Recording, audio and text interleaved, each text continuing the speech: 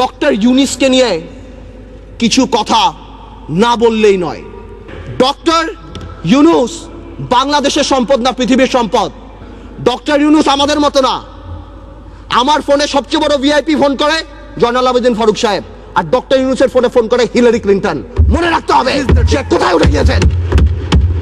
Doctor ইউনূসের এই ব্যাপারটা amicably settle করা যেত। আই হ্যাভ উইটনেসড ইট। আমি নিজে দেখেছি বিবিসিতে হোয়াইট হাউস স্পোকসম্যান বলছে we are deeply concerned, this is Yunus allergy.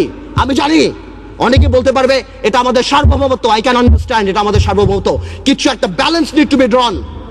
এখন সার্বভৌমত্বর সাথে ব্যালেন্স, এখন গ্লোবালাইজেশনের সময় কালকে বাংলাদেশের বিপদ হচ্ছে, আমরা তাদের কাছে যে হাত পাততেছি, দুই নেত্রীর মনোমালিন্য হচ্ছে, নির্বাচনে যাবো কি যাবো না, আমেরিকান এম্বাসির দাওয়াতে ভিড় লেগে যাচ্ছে, এখানে ভিড় লেগে যাচ্ছে, আর যখন কোনো কিছু হচ্ছে তখন কি বলা হচ্ছে এটা আমাদের সার্বভৌমত্ব ব্যাপার।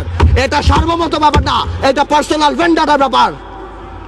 ডক্টর ইউনূসের পাওয়া উচিত ছিল না। এই বুদ্ধি যদি অ্যাটর্নি জেনারেলের হয়ে থাকে তাহলে আমি শঙ্কিত যে বাংলাদেশের জুডিশিয়ারি কোন দিকে যাচ্ছে। আমাদের সবার কিছু কিছু ব্যাপারে একটা ন্যাশনাল কনসেনসাস হওয়া উচিত।